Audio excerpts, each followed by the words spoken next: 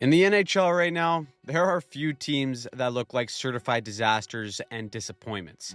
You got the Montreal Canadiens, who came into this year filled with hope and optimism, only for their young core to have regressed to 31st in the NHL. Then you got the Pittsburgh Penguins, a team that is allowing a touchdown of goals in just one period and seemingly blowing any last chance of another playoff run with a 37-year-old Sidney Crosby. But there's one team that has been by far the biggest disappointment, and that is the Nashville Predators. After making a massive splash, signing 3 of the top available free agents and committing more than $108 million on July 1st, everyone had the Predators pinned as the offseason champs and future Stanley Cup contenders. Except right now, they couldn't look any further from that description.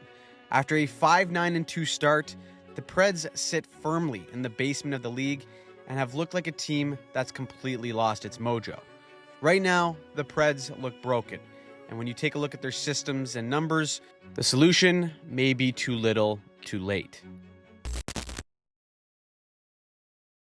If you ask a Preds fan, this season has been a nightmare from the start. From sky-high expectations to all of a sudden your GM is threatening a rebuild, things have somehow gone south quickly on the Preds. But are they actually this bad? Well, let's take a look at the numbers first. Right now, the Preds shooting percentage is sitting at 7.8%. That's good for worst in the league. And when you also look at their PDO, which is basically the metric that somewhat determines how lucky a team is getting by combining shooting and save percentage, the Preds are also dead last there as well. So are they getting a bit unlucky? Sure, but there's certainly adjustments to be made. Now, according to NHL Edge stats, the Preds aren't a fast team. In terms of skating speeds in all categories, they rank below the 50th percentile. I know you may think that's because they signed 3 players all over the age of 30 this offseason, but it's not. The Preds were just as slow last season too. And despite their lack of speed in all 3 zones, the team is near the top of the league at creating ozone time and preventing time spent in their own end. So what exactly is going wrong here? Well, in particular, the Preds are having a really tough time defending the rush. Their lack of speed exaggerates the issue, but it all starts from poor decision-making and turnovers in bad areas of the ice. Every team is constantly trying to master the art of Florida's forecheck. Have an aggressive D that steps up to kill plays, while ensuring you have layers of protection to follow up. Really, it's hockey 101, but if one player is even a second off with their read or decision-making, then there's trouble. Here, Nashville's 3 forwards are all aggressively hunting the puck down low. With everyone behind the goal line here, Nashville's D takes a risk in a 1-0 game early in the first and gets aggressive. He doesn't get there in time, and Seattle is off to the races, which ends up in a goal. Here's another example where Yossi's on the wall and Marchessault is there for support. Yossi's anticipation on the wall here is actually the right play, but he can't control the puck on his first touch. It bounces right to Florida, and Marchessault is caught in no man's land with Florida's Tkachuk already taking off.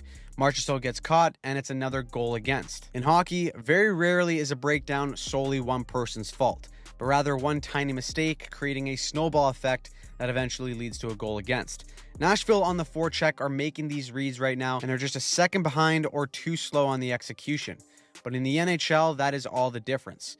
Another area that they're struggling in is managing the puck at the offensive blue line and in the neutral zone.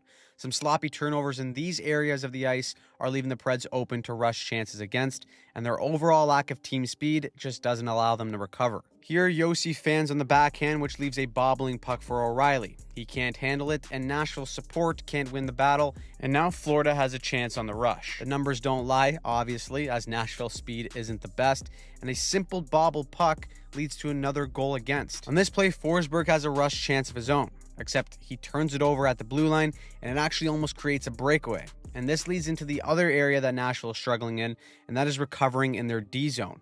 Here, you got 2 Nashville Predators getting locked onto the same guy going behind the net. It's simply just a lack of communication, but now the forwards aren't back in time to pick up the high man, and Nashville lets in another goal. Now, even though Nashville doesn't spend much time in their own end, they're still 24th in goals allowed in the league.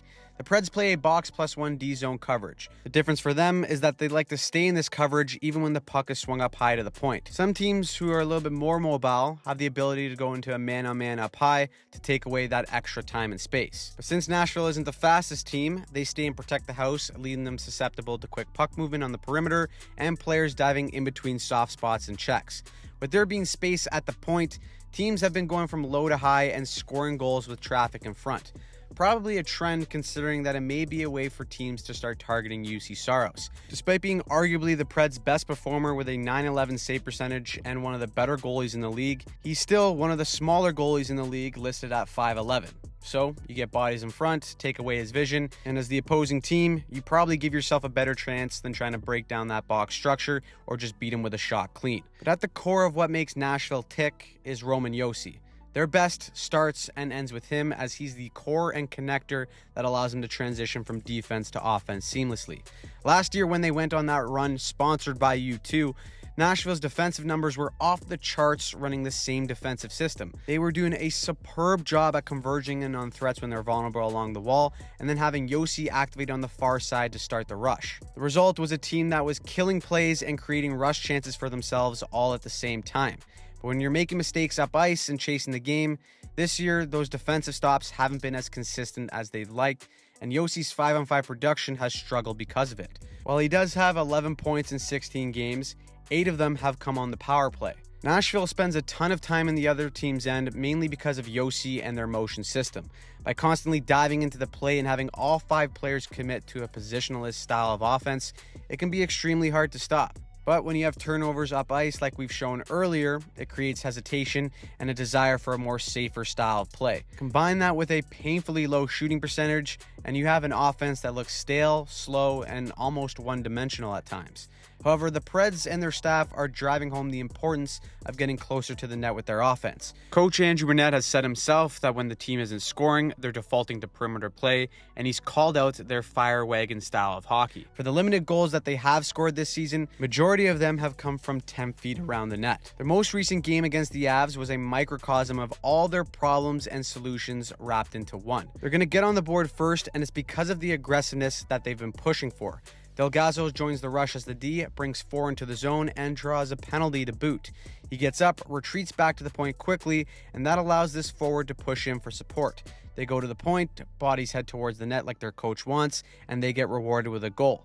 Colorado responds with a point shot goal of their own. Now, this is just seconds after they kill a penalty, so Nashville doesn't have 5 players on the ice, but once again, we see teams' desire to get bodies in front of Saros. Also, the Avs and their talent had multiple chances by swinging a forward up high, spreading the box of Nashville, and then finding seams in between checks. However, it's still the tiny communication errors that lead to the Avs' second goal. Trying to maintain that aggressive style, Nashville's D makes the right play to step in, but the puck is deflected right to Cale Makar.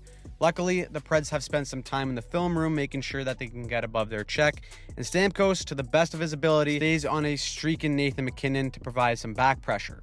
But then the miscommunication happens. Lehkonen on the Avs goes for a change, which leads the Preds to think that this play will likely be killed with the numbers that they have back. But this is the reigning MVP with the puck. And even though MacKinnon is 1-on-4, O'Reilly nor anyone else scans to pick up the high man, he overcollapses, and the Avs take advantage. What I like is that the Preds stay consistent, and it's that same aggressiveness that helps them tie up the game. With 2 Preds forwards on the forecheck, Josi steps up as the F3 and pressures, but the key is that Nyquist is there for support.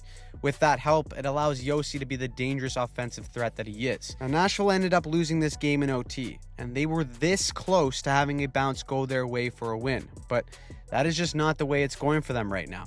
And despite picking up the point and playing a solid game, they still wake up the next morning being dead last in the league. There's no clear-cut solution for the Preds, but they have choices. Tweak their system and play a more conservative style that aligns with their team speed, or stick to the process, clean up the tiny mental mistakes, and hopefully the numbers start to even out to produce some wins. Both solutions require time to see if it works, and that is something that the Preds simply don't have. Not a single team in the expansion era has started out 0-5 like the Preds and have made the NHL playoffs. And right now, it's not looking good. For an organization that has doubled down on their core and signed 3 players over the age of 30 to longer-term deals, the Preds have no choice but to try and figure this out. And if the results don't start coming soon, it looks like big changes will be made.